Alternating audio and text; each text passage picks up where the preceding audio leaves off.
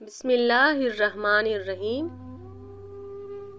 غزوہ تبوک سے پیچھے رہنے والے۔ غزوہ تبوک میں بہت سے لوگ روانگی کے وقت جانے دو عالم صلی اللہ علیہ وسلم کے ہمرکاب نہ ہو سکے اور پیچھے رہ گئے۔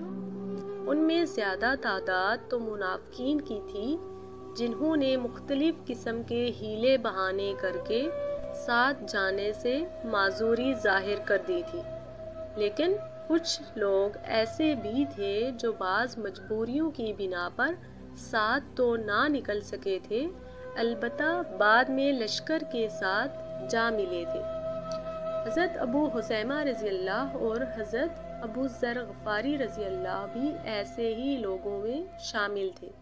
حضرت ابو حسیمہ رضی اللہ بہت آرام و آسائش کی زندگی بسر کرنے کے عادی تھے، کسی وجہ سے جانے دو عالم صلی اللہ علیہ وسلم کے ساتھ نہ جا سکے اور مدینہ ہی میں رہ گئے۔ ایک دن شدید گرمی میں دوپہر کے وقت گھر آئے تو ان کی دو حسین و جمیل بیویوں نے گرمی سے بچاؤ کے لیے بہت عمدہ انتظام کر رکھا تھا۔ انہوں نے مکان سے ملحق باغ میں گھاس پھوس کے 2 چھپر ڈال کر پانی سے تر کر دیے تھے اور ان سے چن چن پر ٹھنڈی ہوا نیچے آ رہی تھی۔ ٹھنڈے پانی کی سراہیاں بھی بھری ہوئی تھی اور دونوں بیویوں نے عمدہ عمدہ قسم کے کھانے بھی تیار کر رکھے تھے۔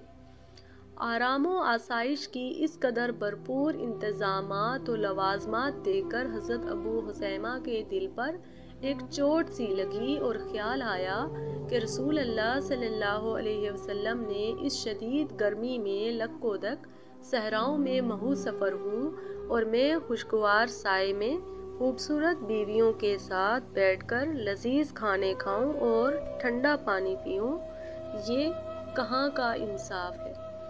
یہ خیال آتے ہی دل بے قرار ہو گیا اور سامان لطف و لذت سے بیزار ہو گیا۔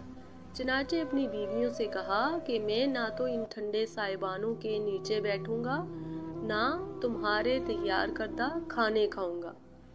اب تو جب تک میں رسول اللہ صلی اللہ علیہ وسلم کی خدمت میں حاضر نہیں ہو جاؤں گا، مجھے قرار نہیں آئے گا۔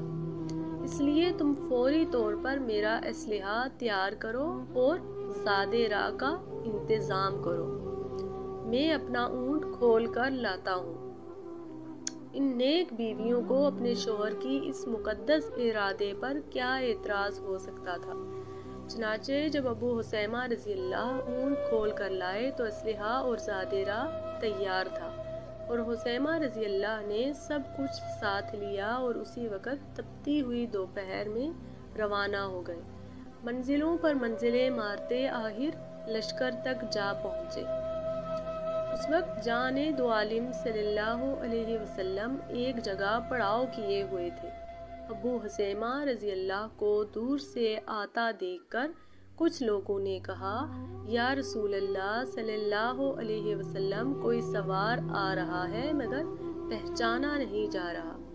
جانے دو عالم نے فرمایا، اس کو ابو حسیمہ ہونا چاہیے۔ تھوڑی دیر بعد سوار کے نقوش واضح ہوئے تو سب نے کہا، اللہ کی قسم یا رسول اللہ صلی اللہ علیہ وسلم، وہ ابو حسیمہ ہی ہے۔ ابو حسیمہ بارگاہ نبوت میں پہنچے تو جانے دو عالم نے پیار بھرے انداز میں ڈانٹتے ہوئے کہا، یہ کیا طریقہ کار اختیار کیا ہے تم نے؟ یعنی اگر آنا تھا تو پہلے ہی ساتھ آئے ہوئے ہوتے اور نہیں آنا تھا تو اب آنے کی کیا وجہ ہے؟ انہوں نے اپنی سرگزشت بیان کی تو جانے دو عالم صلی اللہ علیہ وسلم ان کے جذبے سے خوش ہوئے اور ان کے لیے دعائے خیر فرمائی۔